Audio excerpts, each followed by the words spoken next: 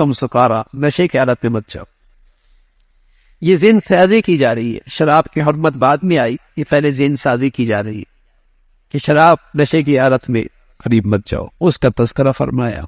پھر یہودیوں کی مذمت فرمائی، اللہ کے کلام میں تعریف کرنے والے، مسلمانوں سے حسد کینہ بغض رکھنے والے، ان پر اللہ کی لعنت ہے، اس کا تذکرہ فرمایا۔ پھر ایک واقعہ پیش آیا، ایک منافق اور ایک یہودی کے درمیان کسی بات پہ جھگڑا ہو گیا۔ بات فیصلے کے لیے حضور علیہ الصلوۃ والسلام کے پاس آئے۔ حضور علیہ الصلوۃ والسلام نے فیصلہ یہودی کے حق میں دیا، وہ حق پہ تھا۔ منافق مطمئن نہ ہوا، اس نے کہا عمر کے پاس جائیں گے رضی اللہ تعالیٰ۔ اس کا خیال تھا کہ عمر یہودی کا نام سنتے ہی میرے حق میں فیصلہ کر دیں۔ عمر کے پاس گئے، دونوں نے اپنا کیس سامنے رکھا، معاملہ سامنے رکھا۔ یہودی کہنے لگا عمر فیصلہ کرنے سے پہلے میری بات سن لو، تمہارے نبی نے فیصلہ میرے حق میں کر دیا ہے۔ عمر رضی اللہ عنہ اندر گئے، تلوار لے کے آیا اور اس منافق کی گردن اڑا دی اور فرمایا جو اللہ کے نبی کا فیصلہ نہیں مانتا پھر اس کا فیصلہ عمر کی تلوار ہی کرے۔ منافقین نے بڑا پروپیگنڈا کیا کہ ہمارا آدمی مار دیا، اس لیے کہ نام نہاد مسلمان تو تھا نا، بہروپیہ تھا، بہروپیہ اندر کفر تھا، مسلمان بنا ہوا تھا۔ قرآن نے عمر کی تائید میں قرآن کی آیتیں آ گئی، پر میں وہ مسلمان نہیں ہوا کرتا جو نبی کے فیصلے کو نہ مانے، وہ مسلمان نہیں ہوا کرتا جو نبی کے فیصلے کو نہیں مانے۔ فَلَا وَرَبِّكَ لَا يُؤْمِنُونَ حَتَّى يُحَكِّمُوكَ فِيمَا شَجَرَ بَيْنَهُمْ۔ اور یہ فیصلہ صرف نبی کے زمانے کا نہیں ہے بھائی، آج بھی ہے۔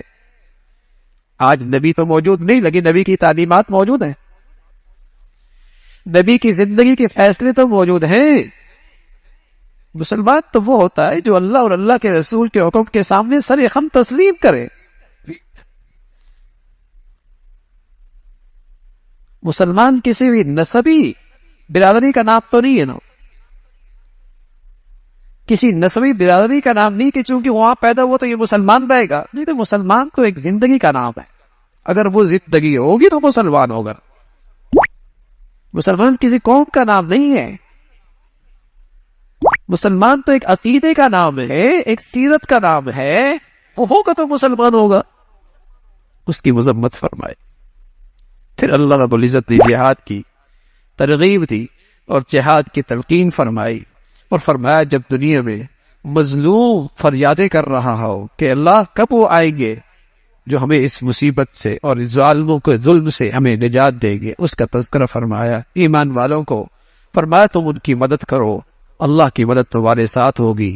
تم جہاد سے اس لیے فرار اختیار کرتے ہو کہ موت سے ڈرتے ہو، تو موت تو محفوظ قلعوں کے اندر بھی آ جایا کرتی، اور ضروری نہیں کہ میدان جہاد میں موت آ جائے، لیکن خیال رکھنا تمہارے ہاتھ سے کسی ایمان والی کی جان نہ جائے۔